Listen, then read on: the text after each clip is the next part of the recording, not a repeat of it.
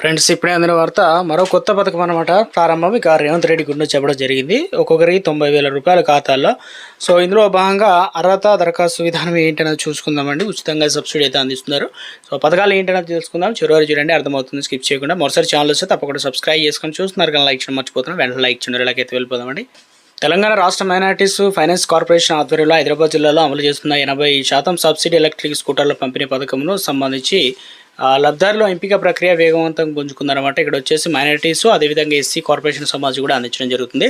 అయితే నేపథ్యంలో జిల్లాలో మైనార్టీ సంక్షేమ శాఖ ఆధ్వర్యంలో బుధవారం నిర్వహించిన జిల్లా స్థాయి స్క్రీనింగ్ అదేవిధంగా సెలక్షన్ కమిటీ సమావేశంలో జిల్లా కలెక్టర్ డాక్టర్ ప్రియాంక పాల్గొని అధికారులకు కీలక సూచనలు ఇచ్చారు. అర్హుల ఎంపిక పూర్తిస్థాయిలో పారదర్శకత, ప్రభుత్వ మార్గదర్శకాల ప్రకారం పూర్తిగా చేయాలని చెప్పేసి ఆదేశాలు జారీ చేయడం జరిగింది. ఇటీవల కాలంలో ఇవ్వడం అయితే జరిగింది. చాలామంది అయితే దరఖాస్తులు చేసుకోవడం అనేది జరిగింది కదా.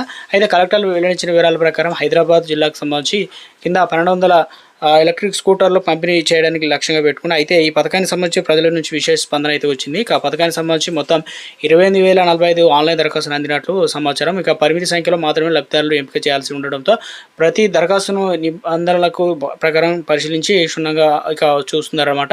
ఈ పథకం ప్రకారం ఒక స్కూటర్ ధర వచ్చేసి 1,50,000 రూపాయలు. ఇందులో 80% సబ్సిడీ అంటే 1,20,000 వరకు అంటే భరిస్తుంది అనమాట. ఇంత సబ్సిడీ అయితే వస్తుంది, దాదాపు ఎక్కువ అనమాట.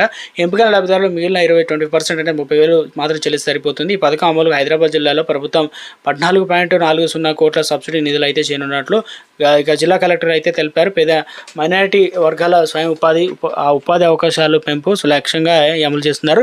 ఇటు 15 తారీఖున ఆగస్టు 15 తారీఖున ఎంపిక చేయడానికి ప్రభుత్వాన్ని ఏర్పాటు చేసిన తాజా అప్డేట్స్ అయితే రావడం జరిగింది అనమాట.